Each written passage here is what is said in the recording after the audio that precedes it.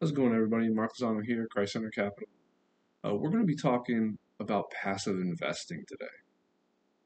Passive investing is just not the way to go for the Christian investor, or for really any investor that has a specific worldview standard they want to uphold. Because 90% of the investment firms out there, I'm just pulling out numbers, right?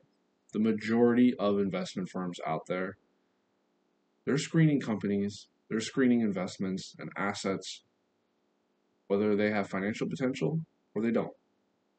Morals or anything, they don't come in line with that. And specifically, if you're a Christian investor and you're just a passive investor in your 401k, IRA, or maybe you just have somebody managing your personal portfolio for you and, you give them money and you don't know what they do with it, you just hope that there's a return at the end of the month, year, whatever it is that your investment cycle is.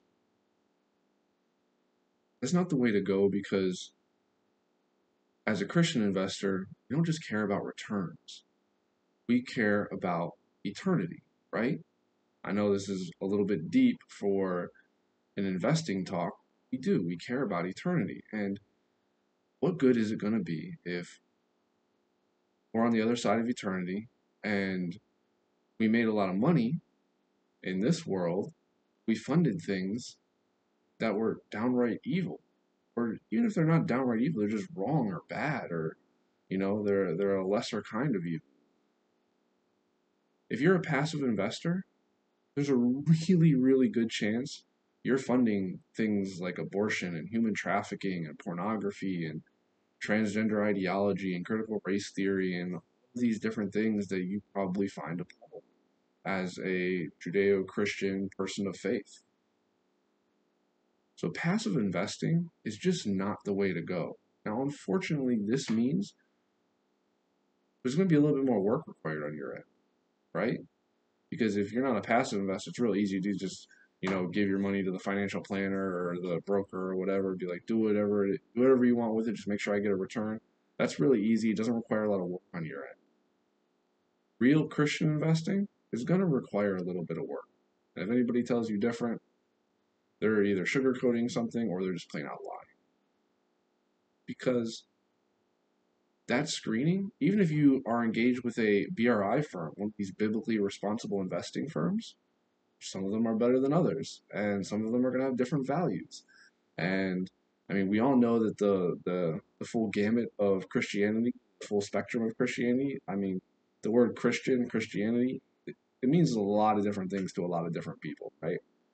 You can drive down the road and you can probably go by one church that's waving pride flags all over the place.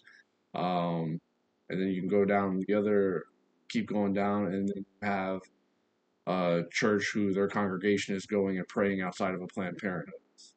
It, and I mean, those things aren't direct opposites, but usually they are in line with a worldview that are opposing to each other. And I apologize for rambling a little bit here. Really should start scripting these out, but maybe a little laziness on my part. But anyway, the main point here is passive investing is not the way to go if you are a Christian investor, or if you're any investor that cares about or some kind of worldview. If you have moral convictions, passive investing is not the way to go, because more often than not, more likely than not, you are going to be funding something that you find appalling. And that's just the way the world works. I mean, think about it. How many assets can you invest in on the stock exchange? How many different kinds of alternative investments can everybody invest in? The chances are that one of those investments make it into your portfolio that you don't agree with morally is very, very high.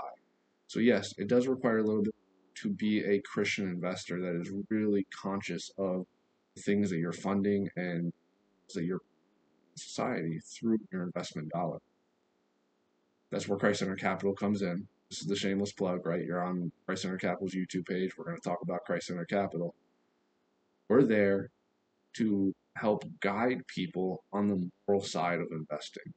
If you're concerned about X, Y, and Z issue, and you're a subscriber to Christ Center Capital, you can email us, call us, contact us through our site, whatever it is, and we're going to give you that analysis. And we give weekly analysis in our newsletter and our blog posts and everything. I mean, I just did a video not too long ago. I think the last video right before this one was about our process of how we curate different investments and monitor different outlets and then apply more analysis to consensus driven assets. If that doesn't really make a whole lot of sense to you, go watch the other video. You'll kind of get what I'm talking about. But and there are other great websites and organizations that are there to help you in that process of vetting different investments. I would strongly recommend people check out Inspire Investments, Inspire Insight. I would strongly recommend people check out the BRI Institute. Another great organization is Second Vote. All of these things help with the moral analysis of different companies, organizations, investable assets, and securities. And people really, if you are a Christian investor, this is something you should be concerned about. And yes, it requires a little bit more work, but if you're really concerned with the morality behind your investments, then you need to do that work. Just putting it right out there, putting it as bluntly as I can. Good thing about all this is, like I just said, there's organizations out there to help you. And if you're a Christian, a little bit of work shouldn't scare you off, right? We're concerned about eternity, and the one thing that you first see when you log on to Christ Center Capital is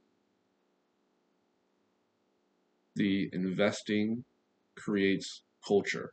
If you want to influence the culture in some way, what you do with your money is the best way to do that. We always say the cliche, actions speak louder than words. Well, the actions you take with your money speak the loudest. So we have this little equation, right? Christian investing equals Christian culture. Secular investing equals secular culture. ESG investing, promote an ESG culture. Whatever your morals are, if you put that into what you do with your money, then that culture is you're going to spawn a culture that is in alignment with those morals. And Christian investor, it's very important for them to invest and use their money in alignment with their values. You want to create a Christian culture for your kids and future generations. What you do with your money is one of the most important things you can possibly do. Thanks for listening. Apologize for rambling, but I really appreciate you for just being here, listening. Please like, subscribe, comment if you can. It would be greatly appreciated. And God bless. Thanks for listening.